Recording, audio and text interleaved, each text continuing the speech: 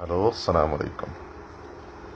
കഴിഞ്ഞ ജുമാ ഖുതുബയിൽ ഞാൻ പരാമർശിച്ചിരുന്ന ഇന്ത്യ രാജ്യം കാണാൻ പോകുന്ന ഒരു അപകടകരമായ ഒരു സംഭവത്തെ ഞാൻ ഉണർത്തിയിരുന്നു. കേന്ദ്ര ഗവൺമെന്റ് ഭരിച്ചുകൊണ്ടിരിക്കുന്ന മോഡി നേരിട്ടിടപെട്ടുകൊണ്ട് നമ്മുടെ കേരളത്തിൽ നിന്നും കാന്തപുരം അബൂബക്കർ മുസ്ലിയാരുടെ ടീമിനടക്കം വിളിച്ചു വരുത്തി, ഖലീലുൽ ബുഖാരിയും വിളിച്ചു വരുത്തി, ഇന്റർനാഷണൽ സൂഫി സമ്മേളനം എന്ന് പറഞ്ഞുകൊണ്ട് ഈ മാസം 17 മുതൽ 20 വരെ നടക്കാൻ പോകുന്ന സമ്മേളനത്തിന്റെ കോർഡിനേഷൻ മീറ്റിംഗ് കഴിഞ്ഞ 2 ആഴ്ച മുന്നേ നടന്നു കഴിഞ്ഞിട്ടുണ്ട്. ഈ സമ്മേളനത്തിലൂടെ മോഡി അവരിൽ നിന്നും ആവശ്യപ്പെടുന്നത് അവരൊഴികെയുള്ള മുഴുവൻ മുസ്ലിം വിഭാഗങ്ങളെയും അവര് ആക്ഷേപിച്ച് വിളിക്കുന്ന ഒരു പേരുണ്ട്, വഹാബികൾ എന്ന് പറഞ്ഞുകൊണ്ട്. അതുകൊണ്ട് വഹാബികളെ നിരോധിക്കണമെന്ന പ്രമേയം ഈ സമ്മേളനത്തിലൂടെ ഈ മുസ്ലിം വിഭാഗത്തെ തന്നെ മോഡിയോടൊപ്പം സംഘപരിവാര ശക്തികളോടൊപ്പം ചേർത്ത് പിടിച്ചുകൊണ്ട് ശത്രുവിന്റെ ഇംഗിതത്തിന് വഴങ്ങി അവരിൽ നിന്ന് കിട്ടുന്ന ആനുകൂല്യങ്ങൾക്ക് വേണ്ടി മുസ്ലിം സമൂഹത്തെ മൊത്തം ഒറ്റിക്കൊടുക്കാൻ AP അബൂബക്കർ മുസ്ലിയാരും ഖലീലുൽ ബുഖാരിയും കൂടെ കേരളത്തിൽ നിന്നും പ്രതിനിധീകരിച്ചും മറ്റ് ഉത്തരേന്ത്യയിലുള്ള എല്ലാ ഖബർ വ്യവസായികളായ പുരോഹിതന്മാരെയും വിളിച്ചുകൂട്ടി മോഡി നടത്താൻ പോകുന്ന സമ്മേളനത്തിന്റെ കോർഡിനേഷൻ മീറ്റിംഗാണ് ഇനി താഴെ കൊടുക്കുന്നത്.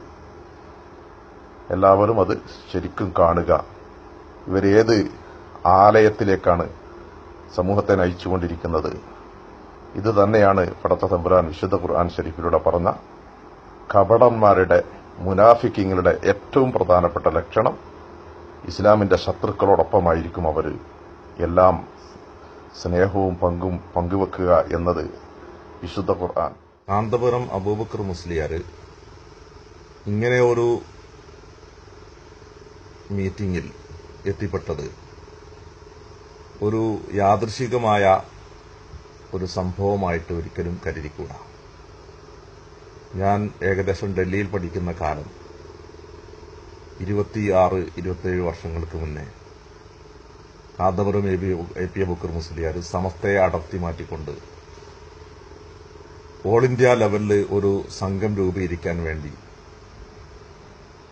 ഈ ഉലമായ ഹിന്ദ് ഓൾ ഇന്ത്യ സുന്നി എന്ന സംഘടന രൂപീകരിക്കാൻ വേണ്ടി കണ്ടെത്തിയ തന്ത്രം അവിടങ്ങളിലുള്ള വടക്കേന്ത്യയിൽ ഖബർ വ്യവസായങ്ങളുമായി ബന്ധപ്പെട്ട് ജീവിച്ചു പോകുന്ന ബറേലിയാക്കൾ എന്ന് പറയുന്ന വിഭാഗവുമായിട്ട് ഡൽഹിയിൽ വെച്ചുകൊണ്ട് ഒരു കോർഡിനേഷൻ, ഒരു ലിങ്ക് സ്ഥാപിക്കുകയും അദ്ദേഹം അതിന്റെ നേതൃത്വം ഏറ്റെടുക്കുകയും ചെയ്ത ഒരു രംഗം ഞാൻ ഇന്നും ഓർക്കുന്നുണ്ട്.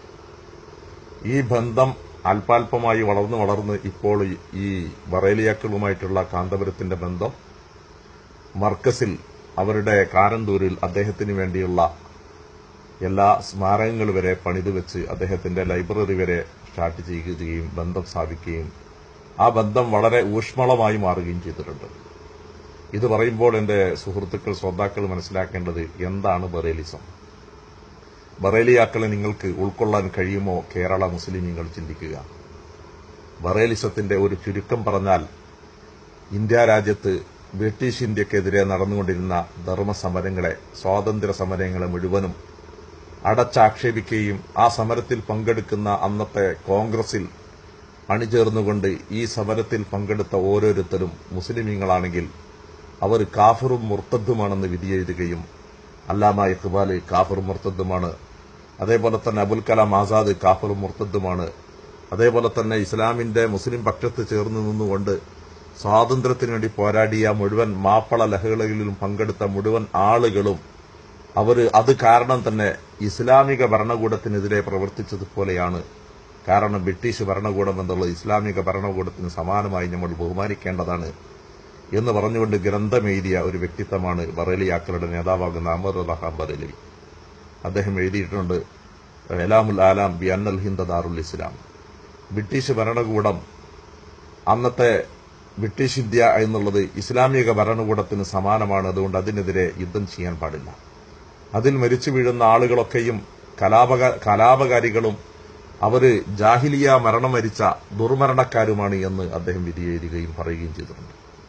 എന്ന് പറഞ്ഞാൽ ഇന്ന് പൂക്കോട്ടൂർ ശുഹദാക്കളെ ആണ്ടുനേർച്ച കഴിക്കുന്ന, താത്തൂർ ശുഹദാക്കളെ ആണ്ടുനേർച്ച കഴിക്കുന്ന, ഇതേപോലെ കേരളത്തിലുടനീളം ബ്രിട്ടീഷിനെതിരെ സമരം ചെയ്ത് പൊരുതി മരിച്ചിട്ടുള്ള ടിപ്പു സുൽത്താൻ അടക്കമുള്ള മുഴുവൻ ആളുകളും അവരെയൊക്കെയും കാഫറും മുർത്തദ്ദുമായി വിധിയെഴുതിയ ഒരു വിഭാഗമായിരുന്നു അന്നത്തെ സാമ്രാജ്യത്വ ശക്തികളാകുന്ന ബ്രിട്ടീഷിനോടൊപ്പം നിന്ന, ഇസ്ലാമിന്റെ ശത്രുക്കളോടൊപ്പം നിന്ന ഒരു പാരമ്പര്യം തീർത്തും അവകാശപ്പെടാനുള്ള ആ ബറേലി വിഭാഗത്തോട് ഒപ്പം നിന്ന ഒരു സംഘമായി കാന്തപുരം എ പി അബൂബക്കർ മുസ്ലിയാർ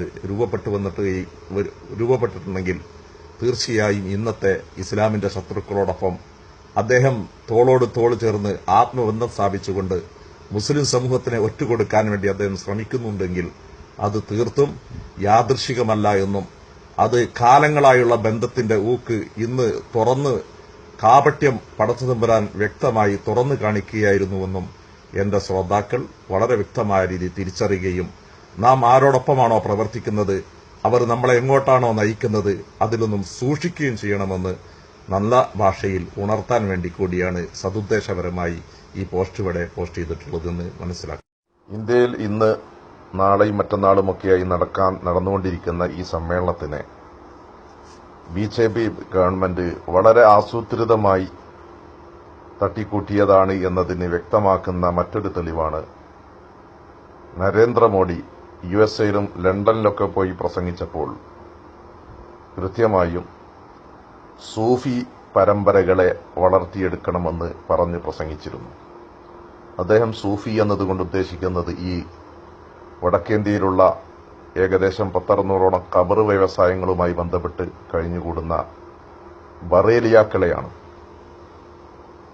ഈ വിഭാഗത്തെ വളർത്തിയെടുത്തു കഴിഞ്ഞാൽ ലോകത്ത് ഒരിക്കലും ഇസ്ലാമിക ധർമ്മസമരങ്ങളോ വിപ്ലവങ്ങളോ സ്വാതന്ത്ര്യ താൽപര്യങ്ങളോ ഒന്നും അവർക്കുണ്ടാവാത്തവരാണ് എന്ന് പറഞ്ഞുകൊണ്ട് അദ്ദേഹം പ്രസംഗിക്കുന്ന ലണ്ടനിൽ നടന്ന പ്രസംഗമാണ് താഴെ നടക്കുന്നത്. ഇതിവിടെ കൊടുക്കാൻ കാരണം ഈ ഇന്ന് നാളെയും മറ്റന്നാളുമായി ഡൽഹിയിൽ നടന്നുകൊണ്ടിരിക്കുന്ന ഈ സമ്മേളനം മാസങ്ങൾക്ക് മുന്നേ ബിജെപി ആസൂത്രണം ചെയ്ത ഒരു സംഘടിക്കലായിരുന്നുവെന്ന് കൃത്യമായി വരച്ചു കാണിക്കുന്നുണ്ട്. ഈ സമ്മേളനത്തിന്റെ 2-3 ആഴ്ച മുന്നേ ഡൽഹി ആസ്ഥാനത്ത് നടന്ന കോർഡിനേഷൻ മീറ്റിംഗിൽ കാന്തപുരം എ പി അബൂബക്കർ മുസ്ലിയാരും ഖലീലുൽ ബുഖാരിയും കേരളത്തിൽ നിന്ന് പങ്കെടുത്തതിന്റെ ദൃശ്യമാണ് ഗൾഫ് ടൈംസ് ന്യൂസിൽ താഴെ കൊടുക്കാൻ പോകുന്നത്, അല്ല മുകളിൽ കൊടുത്തിട്ടുള്ളത്. ഇവിടെ കാന്തപുരം എ പി അബൂബക്കർ മുസ്ലിയാർ മോഡി ഷെയ്ഖ്ന മോഡിയ അവറുകളോട് കൃത്യമായി ചോദിക്കുന്നുണ്ട്, ഔസിന യാ ഷെയ്ഖ്, അല്ലയോ ഞങ്ങൾക്ക് വസീയത്ത് നൽകിയാലും എന്ന് പറഞ്ഞപ്പോൾ മോഡി പറയുന്ന വസീയത്ത് നിങ്ങൾ അവരെ കരുതിയിരിക്കണമെന്നാണ്. അവർ നിങ്ങളുടെ ശത്രുക്കളാണ്. നിങ്ങളുടെ ഖബർ വ്യവസായത്തോട് എന്നും എതിർത്തുകൊണ്ടിരിക്കുന്ന ഒരു വിഭാഗമുണ്ട്, അഥവാ വഹാബികൾ എന്ന് നിങ്ങൾ വിളിക്കുന്ന അവരെ നിങ്ങൾ കരുതണമെന്ന ഒരു വസീയത്തായിരുന്നു മോഡി കൊടുത്തിരുന്നത്. നിങ്ങളിത് ശരിക്കും മനസ്സിലാക്കുക. എവിടെയാണ് കാന്തപുരവും ഖലീലുൽ ബുഖാരിയും ഒക്കെ അടങ്ങുന്ന സംഘം സമൂഹത്തെ നയിക്കാൻ, എങ്ങോട്ടാണ് നയിക്കുന്നത് എന്ന് മനസ്സിലാക്കാൻ ഇതിനപ്പുറം എന്തെങ്കിലും വേണോ എന്ന് എന്റെ ശ്രോതാക്കളായ എല്ലാവരും മനസ്സിലാക്കണം എന്ന് ഞാൻ പ്രത്യേകം വിനീതമായ ഭാഷയിൽ ഉണർത്തുകയാണ്.